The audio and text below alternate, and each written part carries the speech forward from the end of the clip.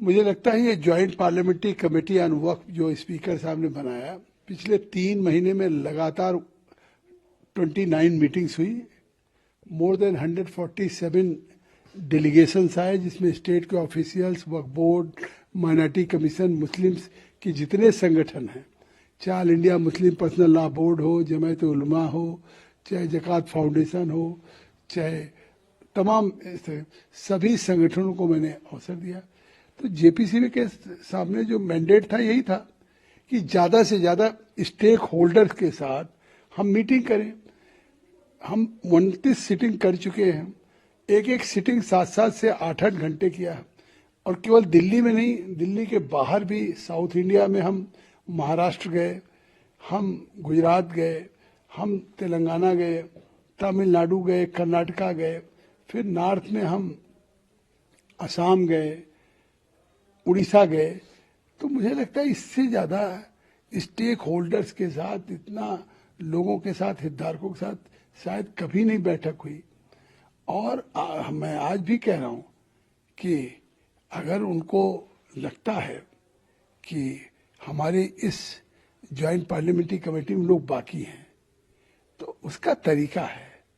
मुझे लगता है इसको ऐसा नहीं कि वॉकआउट करें या हंगामा करें। जब ज्वाइंट पार्लियामेंट्री कमेटी, सरकार के किरण रिजिजू जी ने खुद रेफर किया, खुद आग्रह किया स्पीकर से कि इसको आप ज्वाइंट पार्लियामेंट्री कमेटी को रेफर कर दें जिससे थ्रेड एंड वेयर और डिस्कशन हो सके। तो आज मैंने सुना हमारे निशिकांत दुबे जी, हमारे बिजलाल जी हों, गंगोपाध्याय जी हों, या सभी एमपी, उन्होंने कहा कि कुछ राज्यों में स्टेट की जो हमारे लैंड्स है उसका डिस्प्यूट वक्फ बोर्ड से है, तो उन स्टेट से अगर रिप्लाई नहीं आई है। संजय सिंह ने कहा कि हमारे दिल्ली से रिप्रेजेंटेशन नहीं हुआ। मैंने कहा दिल्ली वक्फ बोर्ड के लोग आए थे, उनका नहीं, वो बिना अप्रूवल के आए थे, मिनिस्टर आना चाहिए। तो उन्होंने कहा, कुछ हमारे ओवैसी ने, कल्याण बनर्जी जी ने, राजा ने, तो मैंने सबको सुना है। और हमारी जो अर्बन डेवलपमेंट सेक्रेटरी से 123 लैंड्स जो गवर्नमेंट ऑफ इंडिया की है, 2014 में जब 5 मार्च 2014 को जब जनरल लोकसभा का इलेक्शन डिक्लेयर हुआ, उसी दिन सरकार ने फैसला करके 5 मार्च को देश की 123 राजधानी की प्रॉपर्टी को वक्फ बोर्ड को सौंपने का निर्णय लिया, ₹1 में प्रति एकड़ 1 साल का।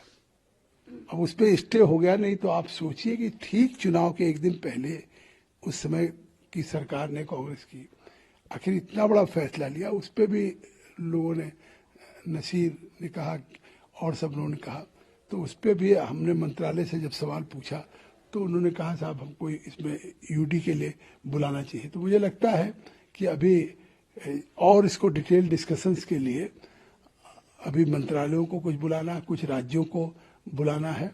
तो मेरी राय ये बनी है कि अब हम इस ज्वाइंट पार्लियामेंट्री कमेटी के टेन्योर के एक्सटेंशन के लिए मैं हाउस में एक रेजोल्यूशन मूव करूंगा। तो अब वो किसी भी पक्षपात रिपोर्ट का हिस्सा नहीं बनना चाहते, किसी भी ऐसी प्रक्रिया जो ट्रांसपेरेंट नहीं है, जिसमें पक्षपात ना हो रहा, उसका हिस्सा वो बनना नहीं चाहते, ऐसा गौरव गोगोई कह रहे हैं। नहीं, गौरव गोगोई जी को पार्लियामेंट्री अफेयर्स की अगर जानकारी है तो ये रिपोर्ट पार्लियामेंट तैयार करती है और जो सवाल जवाब मेंबर्स के होते हैं उनका है। और जब मैं कह रहा हूं कि मैं इसको और आगे एक्सटेंड कर रहा हूं, तो वो रिपोर्ट तो हमारी है जिसको हम डिस्कस करते हैं। वो रिपोर्ट हम सर्कुलेट करेंगे प्रस्तुत करने के पहले, तो वो रिपोर्ट तो उनके सामने रखी जाएगी, तब वो कहेंगे, उस पर कोई कमेंट दे सकता है या उस पर कोई अमेंडमेंट देना चाहे। प्रक्रिया तो ये है कि जो ड्राफ्ट रिपोर्ट हमारी तैयार होगी, हम मेंबर्स को सर्कुलेट करेंगे। जो प्रपोज्ड अमेंडमेंट्स है उस पर हम लोगों से अगर सहमत हैं तो ठीक है, अगर नोट ऑफ डिसेंट है तो वो दे दें, या अगर वो चाहते हैं कि हम इसमें कुछ अमेंड करना चाहते हैं, जो गवर्नमेंट ऑफ इंडिया ने अपने बिल में 44 अमेंडमेंट्स को प्रपोज किया है, उस पर अगर किसी मेंबर की कोई राय है, उस पे उसमें कोई अमेंडमेंट चाहता है, तो वो हम उनसे मांगेंगे बाय सर्कुलेशन, वो सबमिट करेंगे, उस पर क्लास बाय क्लास हम डिस्कस करेंगे, और डिस्कस करेंगे या तो उसमें सहमति बनेगी, या तो नोट ऑफ डिसेंट होगा, या वोटिंग से फैसला होगा। तो अभी ये कैसे कोई कह सकता है कि जब रिपोर्ट, अगर कोई रिपोर्ट तैयार होगी तो वो रिपोर्ट मेंबर्स को सर्कुलेट होगी, तब जाएगी हमारे पार्लियामेंट में। आप कह रहे एक्सटेंड करेंगे तो कितना दायरा रहेगा, कितने लंबे समय तक वो एक्सटेंड हो सकता है? नहीं, ये तो हम कल रिजोल्यूशन मूव करेंगे तो सदन डिसाइड करेगा।